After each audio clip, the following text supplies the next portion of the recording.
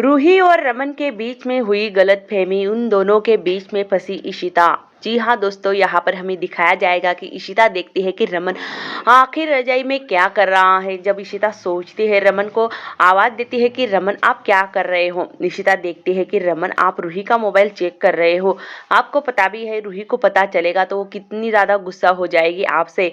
आपको ऐसे नहीं करना चाहिए। आपके मोबाइल का तो पासवर्ड आप किसी को नहीं बताते, फिर दूसरों का मोबाइल क्यों चेक करते रहते हो। रमन कहता है कि मैं मेरे बच्चों को लेकर बहुत ज़्यादा उन्हें प्रोटेक्ट करना चाहता हूँ, मैं उनका ख्याल रखना चाहता हूँ, क्योंकि मेरे बच्चे कोई गलत रास्ते पर ना जाए, इसी वजह से मैं रूही का मोबाइल चेक कर रहा हूँ। आजकल वो हमें कुछ बताती नहीं है, बाद में कहीं चलकर फंस जाएगी तो हमें ही बहुत ज़्यादा नुकसान होने वाला है। इशिता कहती है कि पर आपको ऐसा नहीं करना चाहिए। बिना किसी के इजाज़त के बिना किसी की चीज़ को हाथ नहीं लगाना चाहिए। और ये रूही का मोबाइल है, तो रूही के बिना आप उसके मोबाइल को हाथ नहीं लगा सकते, ना ही चेक कर सकते हो। रमन कहता है कि मेरी बेटी है, मैं जैसा कुछ कर सकता हूँ, उसका मोबाइल चेक कर सकता हूँ, मैं देखना चाहता हूँ कि उसके मोबाइल में आखिर है क्या, मैं बस इतना ही चाहता हूँ। तभी यहाँ पर इशिता समझाती है रमन को कि रमन, उसे पता चलेगा, वो आएगी यहाँ पर देखने के लिए कि उसके मोबाइल के साथ तुम छेड़खानी कर रहे हो, तो उसे बहुत बड़ा बुरा लगने वाला है। और आप मुझे नहीं लगता कि ये सब कुछ सही होगा, ठीक होगा। तभी रमन कहता है कि जो होगा मैं देख लूंगा। तभी रूही आती है और रमन के हाथ से अपना मोबाइल छीन लेती है और कहती है कि पापा, आप मुझ पे शक कर रहे हो। आपने तो कल कहा था ना कि आप बहुत प्रोटेक्ट की बात कर रहे थे ना, क्योंकि मैं नहीं जानती कि आप क्या कर रहे थे मेरे मोबाइल में, पर आपको ऐसे मेरे मोबाइल को छेड़खानी नहीं करनी चाहिए थी। रमन कहता है कि मैं देख रहा था कि क्या है तुम्हारे मोबाइल में, पर तुम्हारे मोबाइल में सोहेल का फोटो कैसे। तभी यहाँ पर रूही कहती है कि हाँ, मेरा मोबाइल में मैं चाहूँ जिसके फोटो निकाल सकती हूँ, और हाँ, सोहेल के ही नहीं बल्कि बहुत सारे फोटो है ऐसे, मैं तुम्हें आपको दिखा सकती हूँ। घर वाले सारे परिवार के मेरे मोबाइल में फोटो होते हैं, जिसके साथ मैं काम करती हूँ, जिसके साथ रहती हूँ, उनके साथ मैं फोटो लेती हूँ। आप मुझ पे शक क्यों कर रहे हो? आपकी बेटी पर आपको भरोसा नहीं है। रमन और रूही के बीच में यहाँ पर तू मैं हो जाती है। इस छोटी सी बात को लेकर इशिता इन दोनों के बीच में फंस जाती है। रूही वहां से गुस्सा होकर चली जाती है। रमन कहता है कि देखो, आजकल के बच्चे तो किसी की सुनते नहीं हैं। अपने माँ बाप उनकी भलाई के लिए कुछ नहीं करते, फिर भी बच्चों को समझ में नहीं आता। तभी रूही कहते हैं कि देखो पापा, आपको यही लगता है ना कि मैं कुछ गलत काम कर रही हूँ, तो मैं ऐसा कुछ भी नहीं कर रही हूँ। और मुझे मेरी समझ है, अभी मैं बड़ी हो चुकी हूँ, छोटी नहीं हूँ। मैं सिर्फ सुहेल के साथ काम करती हूँ, बस इतनी सी बात है। और उसके साथ थोड़ी सी 2-3 पिक्चर है मेरी, और आपके साथ भी तो है मेरे मोबाइल में फोटो। इसी माँ के साथ है, रूही के साथ है, आदि भैया के साथ है, और पूरी फैमिली के फोटो है मेरे। तो वो उससे क्यों नहीं आपको तकलीफ होती? फिर मेरे दोस्त है जो सोहेल, मैं उसके साथ काम करती हूँ, उससे ही आपको क्यों तकलीफ हो रही है पापा?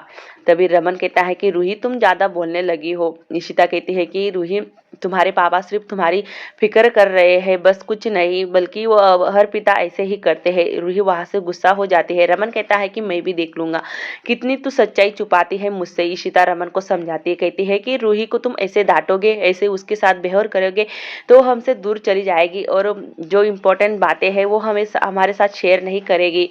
सुबह यहाँ पर हम नाश्ता बनाती है इशिता रमन के लिए और रूही के लिए। रूही से कहती है कि रूही, तुम नाश्ता कर लो। रूही कहती है कि नहीं इशिमा, मुझे भूख नहीं है, मुझे बहुत बड़ा मुझे काम पे जाना है, और आज मेरी एक ज़रूरी मीटिंग है सोहेल के साथ, तो मैं उसी के साथ नाश्ता कर लूँगी। और हाँ, मैं एक बात आपको बता देना चाहती हूँ, क्योंकि आपको यही लगता है कि हर बात मैं आपसे छुपाना चाहती हूँ। लोगों को तो ऐसा ही लगता है कि मैं उनसे कुछ छुपा रही हूँ। तो सोहेल ने मेरे लिए गाड़ी भेजी है, मैं उसी गाड़ी में जा रही हूँ, नहीं तो बाद में कहोगे तो फिर भी मुझे जवाब देना पड़ेगा। बाद में पूछोगे तो किसके साथ गई थी, क्या नहीं, इसी वजह से मैं बता रही हूँ। रमन गुस्सा हो जाता है और कहता है कि मुझे भी नाश्ता नहीं करना।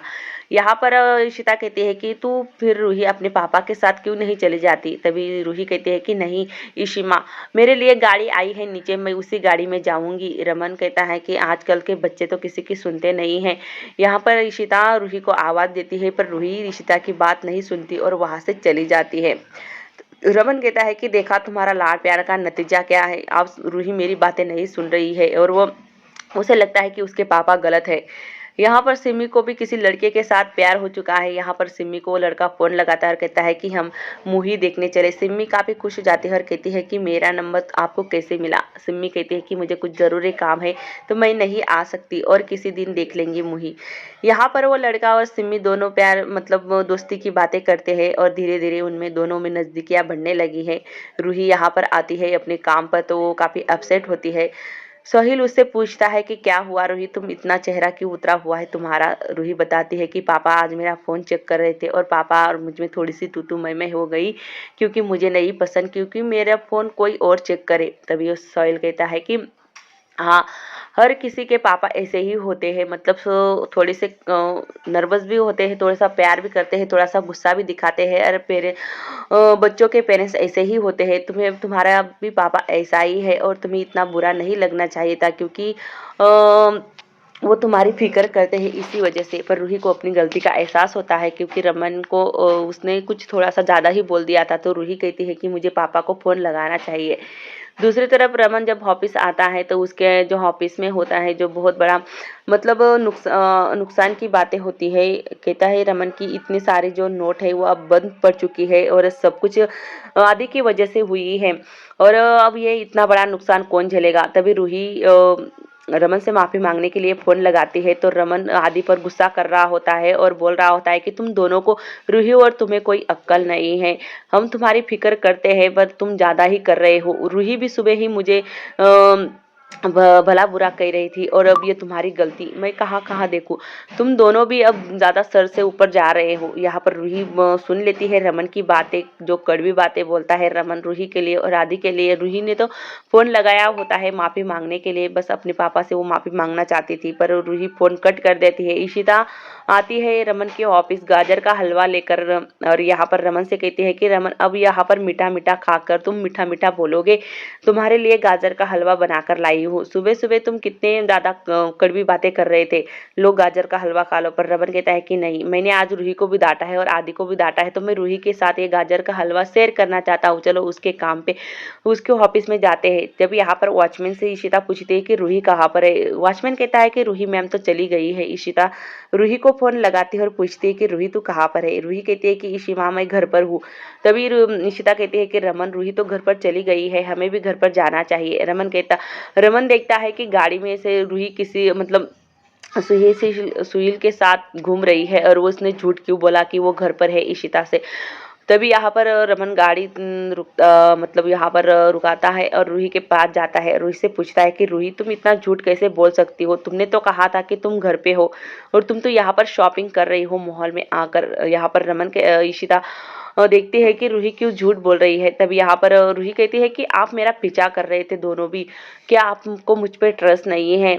जब देखो तब मेरे पीछे हाथ धोकर पड़े रहते हो। मैं अब बड़ी हो चुकी हूँ, अब मेरा सही गलत का फैसला मैं खुद ले सकती हूँ पापा। यहाँ पर रमन